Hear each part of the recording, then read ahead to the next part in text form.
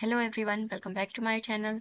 In this video, we will learn about variables in Solidity programming language. So, इस video में हम state variable के बारे में बात करेंगे। हमें पता है कि वेरिएबल्स तब यूज करते हैं जब हमें मेमोरी में कोई वैल्यू स्टोर करनी हो, तो उस केस में हम अपने वेरिएबल के थ्रू अपनी वैल्यू स्टोर करते हैं।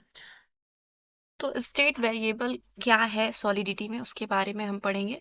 तो सबसे पहले हम चलते हैं सॉलिडिटी बाय एग्जांपल वाली वेबसाइट पर और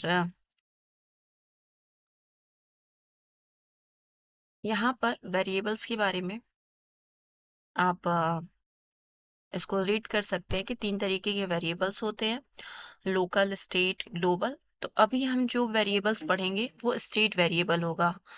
अब स्टेट वेरिएबल क्या है वो हम अपने आईडीई में यूज करके देखेंगे।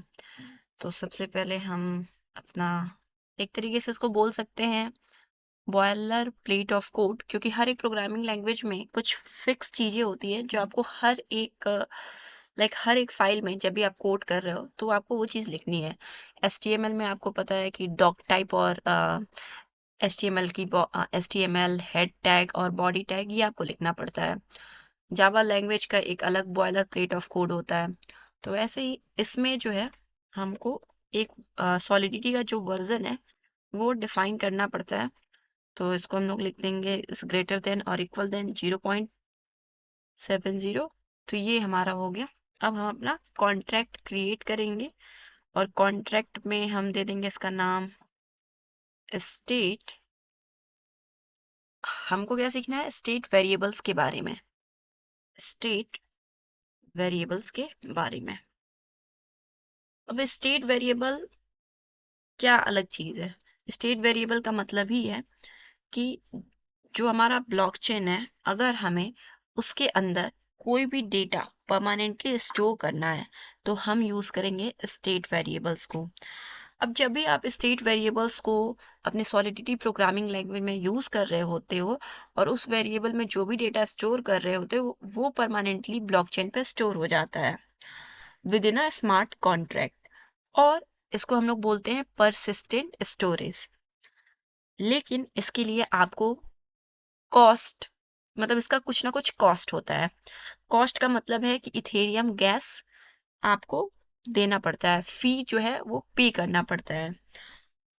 क्योंकि आप ब्लॉकचेन पर जाकर कोई डेटा स्टोर कर रहे हो तो उसके लिए आपको फी पे करना पड़ेगा और वो फी गैस के फॉर्म में होगा, जिसको हम लोग बोलते हैं इथेरियम गैस फी। तो अलग अलग अलग अलग वेरिएबल्स के लिए, क्योंकि वेरिएबल्स डेटा टाइप्स यूज करते हैं तो उनके लिए कॉस्ट, गैस की फीस जो है वो डिफरेंट होती है। तो अभी हम उसके बारे में बात नहीं करेंगे, हम स्टेट वेरिएबल के बारे में बात कर रहे हैं और स्टेट वेरिएबल को कैसे क्रिएट करते हैं। तो आपको पता होना चाहिए कि स्टेट वेरिएबल जो होता है वो डिक्लेयर्ड होता है आउटसाइड द फंक्शन एंड ये परमानेंट आपका स्टोर हो जाता है ब्लॉकचेन पर। तो अब हम एक इंटीजर, अनसाइंड इंटीजर टाइप का स्टेट वेरिएबल नम नाम का क्रिएट कर रहे हैं जिसकी वैल्यू हम 15 दे दे रहे हैं। बट ये स्टेट वेरिएबल नहीं है, इसके आगे हमें पब्लिक लिखना पड़ेगा। तो ये हमारा क्या बन जाएगा? एक स्टेट वेरिएबल बन जाएगा।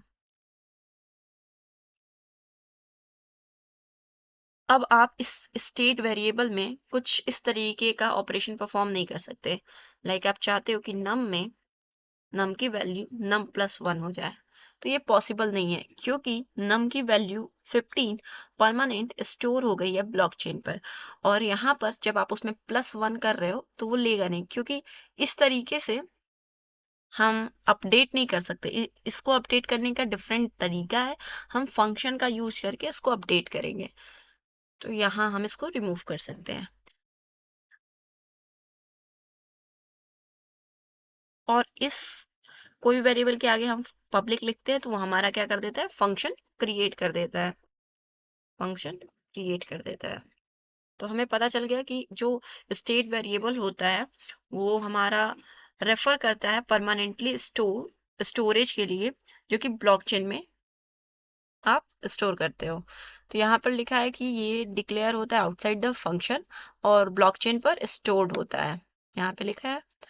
तो हमने एग्जाम्पल भी देख के कर लिया कि कैसे वो ब्लॉकचेन पे स्टोर हो रहा है। यहाँ पर हम इसको करते हैं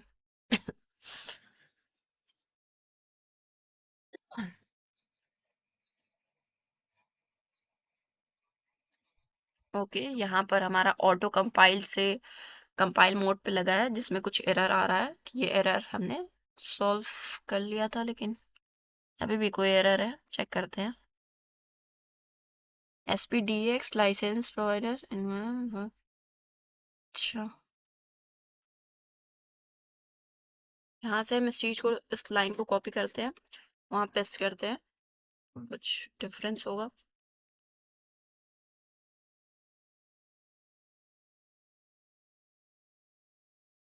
अच्छा, लाइसेंस की स्पेलिंग हमने मिस्टेक कर दी थी।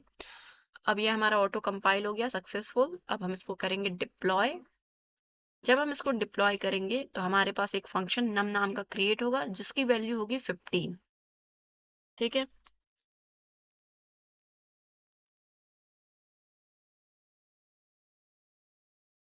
अब आप स्टेट वेरिएबल यूज कर रहे हो तो उसको आप इस तरीके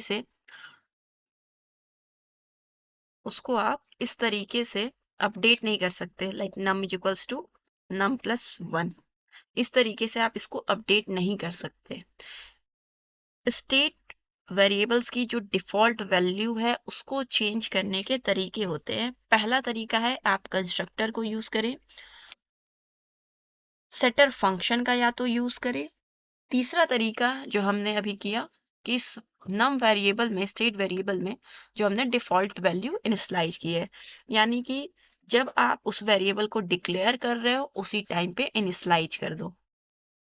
तो अब हमारा जो नम है ना, ये जो नम है वो एक स्टेट वेरिएबल है और ये कुछ अमाउंट ऑफ गैस पे करेगा। इस कॉन्ट्रैक्ट के थ्रू कुछ अमाउंट ऑफ गैस पे हो रहा होगा जिससे कि ये नम वेरिएबल ब्लॉकचेन पर स्टोर हो जाएगा।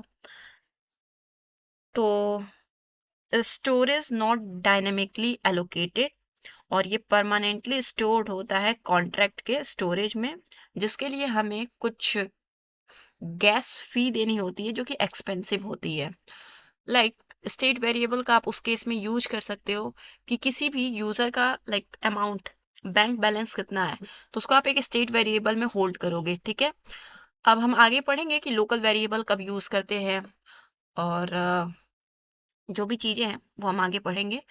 तो हमने कवर कर लिया इस वीडियो में स्टेट वेरिएबल के बारे में, लेकिन मैं इसको अपडेट करके भी दिखा सकती हूँ कि कैसे अपडेट होता है। लेकिन वो जब हम गेटर फंक्शन क्रिएट कैसे करते हैं, कंस्ट्रक्टर कैसे क्रिएट करते हैं, जब पढ़ेंगे उस टाइम पे हम अपने स्टेट वेरिएबल को अपडेट करना सीखेंगे। सो नेक्स्ट वीडियो में हम बात कर रहे होंगे लोकल वेरिएबल के बारे में। Thanks for watching.